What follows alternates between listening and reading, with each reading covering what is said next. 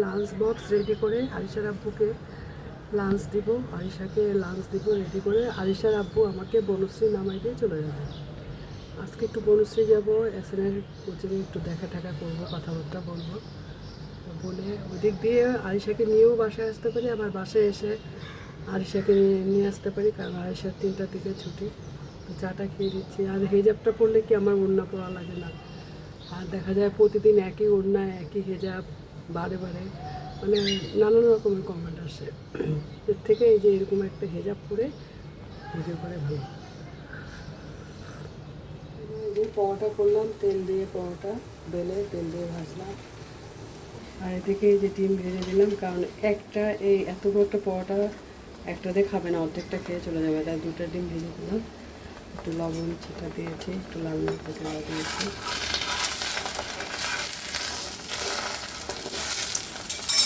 এখন রেডি ডিম টোস্ট।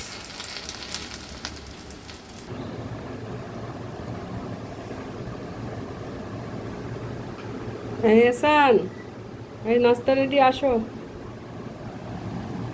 ছুটির পর আরিশা আজকে প্রথম স্কুলে গেল, তা আরিশাকে দিয়ে আসলাম, এসে নাস্তা শাক ভাজি করলাম। মুরগি মাংসটা গরম করব, আর দেখো এখানে শাক ভাজি করেছে, আলু দিয়ে ভাজি ভাজি করেছে শাকটা। আর অন্যান্য কিছু পরে রান্না হবে, আপাতত শাক ভাজি মাংস দিয়ে আরিশার আর আরিশার আব্বুর লাঞ্চ রেডি করবো। আটা রেডি করেছে, রুটি করবো, পরোটা করবো। পরোটা করলে আমি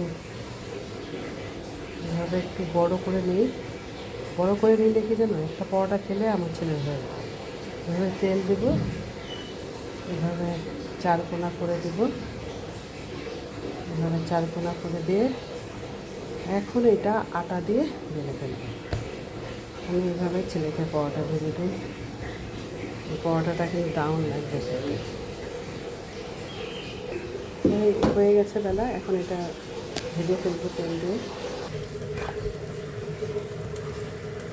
এক হাতে করতে যায়, এটা একটু টান টান লেগে গেলে কোনো ব্যাপার না, সুন্দর হয়ে যাবে। এটা কী বলো তো, এটা সিদ্ধ চালের ভোগ। তো এটা আমি পেঁয়াজ আর কাঁচামরিচ তেল দিয়ে ভেজে ঝরঝরা করে রান্না করবো, অনেকটা পোলাওয়ের মতো রান্না করবো আর কি, আদা রসুন দেওয়া যায়।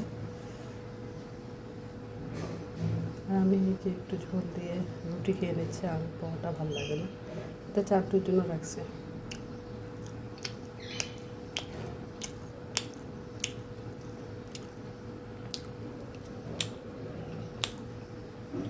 ছেলে একটা ডিম খাইছে, আর করি না, আমি ডিম খাই না, ভালো লাগে না আমার। আমি যে রেখে গেছে শক্ত, আর এই শক্ত ডিম মানুষের একবার হবে না, তাই আমাকে খেতে হচ্ছে। মোট কথা ছেলে সকালে উঠে খেতেই চায় না। যে মুরগি মাংস রান্না করলাম হয়ে গেল,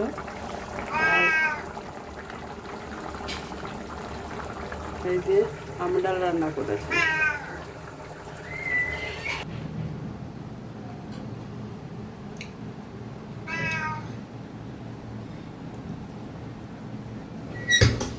আমডাল হইলে আমাদের বাসার কিছুই লাগে না, মাংস, এই যে আমডাল।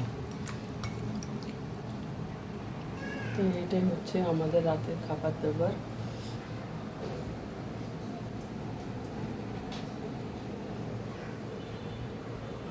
ভালো লাগলে কমেন্ট করে অবশ্যই বলবে তোমরা। আল্লাহ হাফেজ, শুভরাত্রি সবাইকে।